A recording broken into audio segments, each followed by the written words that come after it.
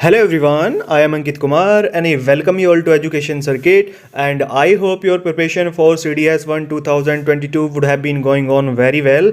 And I have been asked one question frequently, which is that sir, which book should we follow for CDS 1 2022 preparation? Okay, देखो आप जितने लोगों की बातें सुनोगे आपको इतने ही सजेशन मिलेंगे, राइट। देखो तब बहुत ज़्यादा दिक्कत होती है जब आप मल्टीपल सोर्सेज को फॉलो कर रहे होते हो, ओके, मल्टीपल यूट्यूब चैनल्स को फॉलो कर रहे होते हो, आप उसकी भी बात सुनते हो, उसकी भी सुनते हो, उसकी भी सुनते हो। पहले वाला कुछ और सजेस्ट कर रहा होता है, दूसरे वाला कुछ और सजेस्ट कर रहा होता है, तीसरे वाला कुछ और सजेस्ट कर रहा होता है। ऐसे में फिर हम लोग कंफ्यूज हो जाते हैं कि भाई करना क्या है, क्या फॉलो करना है, कौन सी बुक लेनी है। हम क्या करते हैं, हम फिर सारी बुक्स को ही ले लेते हैं और उसमें से पढ़ा हम कोई सी को भी नहीं पाते, राइट। तो ये हमारी सबसे बड़ी गलती होती है, हमारी जो प्लानिंग होती है वो हमारी गलत हो जाती है। सबसे पहले हमको मल्टीपल सोर्सेज को ज़्यादा फॉलो नहीं करना चाहिए, एक सोर्स को आप फॉलो करो, थोड़ा बहुत हाँ आप देख सकते हो, इधर उधर कर सकते हो, लेकिन आपको एक चीज़ पर टिक के चलना चाहिए, राइट। आप कोई सी एक बुक लो तो आप उसको अच्छे से पढ़ो, तो उससे आपका एग्जाम बड़े आसानी से क्लियर हो जाएगा। अभी मैं आपको बताऊंगा कि कौन सी बुक आपको फॉलो करनी चाहिए, राइट। लेकिन सबसे पहले आप इन चीज़ों को अवॉइड किया करो, आप इधर उधर से मत सुना करो। देखो किसी ने जो उसने पढ़ा है, जो उसने फॉलो किया है, वो उसके अकॉर्डिंग आपको सजेस्ट करेगा, दूसरे वाले ने जो पढ़ा है वो उसके अकॉर्डिंग उसको सजेस्ट करेगा, तीसरे वाला अपने हिसाब से सजेस्ट करेगा। तो आपको क्या करना है, राइट, उसमें आप कंफ्यूज हो जाते हो, तो डिसीजन नहीं ले पाता है बच्चा। और इतनी सारी बुक्स हो जाती हैं, लोग बोलते हैं कि इसके लिए लक्ष्मीकांत लो, इंग्लिश के लिए ये लो, जीके के लिए ये लो, मैथमेटिक्स के लिए ये लो। पहली बात तो सभी के पास में इतने पैसे नहीं होते हैं कि इतनी सारी बुक्स को परचेज कर सकें।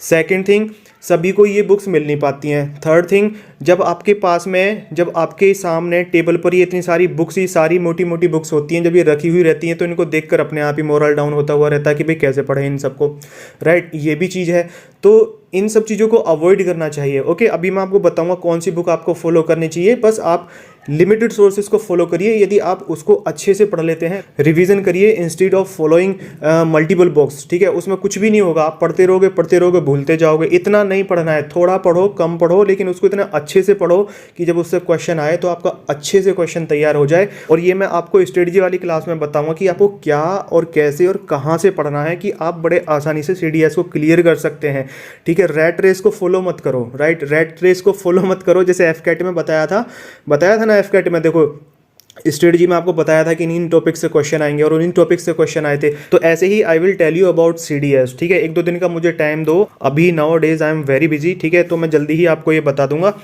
अब देखो यदि हम बुक्स की बात करें तो मैं जो रिकमेंड करूंगा वो सबसे पहले मैं करूंगा अरिहंत की पाथफाइंडर और उसके बाद में ल्यूसेंट, ठीक है। आप इन दोनों में से कोई सी एक बुक फॉलो कर सकते हैं। और यदि इन दोनों में भी मुझसे कोई ये पूछे कि भी आप सबसे पहले किसको सजेस्ट करेंगे, तो मैं पाथफाइंडर को करूंगा, राइट। क्योंकि ल्यूसेंट मैंने कभी भी फॉलो नहीं की, मैंने हमेशा पाथफाइंडर ही फॉलो किया है और बड़ी सिंपल लैंग्वेज में इसमें दिया गया है, राइट। और मैंने जो CDS अपने क्लियर किए हैं वो इसी बुक को पढ़ के किए हैं, पाथफाइंडर को ही पढ़ के किए हैं, ओके। देखो मेन थिंग ये होती है कि आपको क्या पढ़ना है और कैसे पढ़ना है ये आपको पता होना चाहिए, राइट। ये नहीं है, देखो पूरी बुक कोई नहीं पढ़ता है, पाथफाइंडर कोई मैंने सारी बुक थोड़ी पढ़ी है, नहीं, मुझे बस ये पता है कि हाँ क्या क्या पूछा जाता है, तो वो चीज़ें पढ़ के जाओ, वो टॉपिक्स पढ़ के जाओ जो बहुत ही ज़्यादा इंपॉर्टेंट होते हैं, जिनसे क्वेश्चंस पूछे जाते हैं। और आपको पूरे 100 में से 100 मार्क्स भी नहीं लाने की जरूरत होती है, ओके। ये देखो स्ट्रेटजी होती है, ये नहीं कि भाई आप जैसे GK में बच्चे बहुत कुछ पढ़े ही जा रहे हैं, geography complete, physics complete, chemistry complete और फिर आपका हिस्ट्री, पॉलिटी, इकोनॉमी।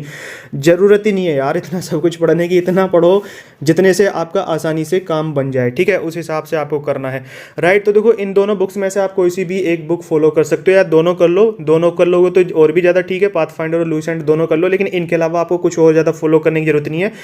इनसे आप अपने एग्जाम को बड़े आसानी से क्लियर कर सकते हो, बहुत आसानी से, ठीक है। मैं आपको बाकी स्ट्रेटजी में बताऊंगा कि आपको कैसे पढ़ना है, इन बुक से भी आपको कैसे पढ़ना है और क्या क्या पढ़ना है, राइट। तो आप उस हिसाब से करना, ओके। CDS इज़ नथिंग, बड़े आसानी से आपका हो जाएगा, बस आपको लेकिन तैयारी इसमें थोड़ी करनी पड़ेगी, मेहनत की ज़रूरत है, पढ़ना पड़ेगा। इसमें FCAT की तरह नहीं है कि हाँ भाई फैक्चुअल टाइप के क्वेश्चन आएंगे, इसमें थोड़ा स्टेटमेंट बेस्ड क्वेश्चन आएंगे। आपकी एनालिटिक जो आपकी एबिलिटीज़ हैं, आपकी एनालिटिक एबिलिटीज़ जो हैं वो आपकी इसमें टेस्ट होंगी, राइट। वो स्टेटमेंट टाइप से क्वेश्चन होंगे, तो जैसे भी क्वेश्चन होंगे उस टाइप हुए क्वेश्चंस हम देखो देखेंगे भी, आगे भी देखेंगे।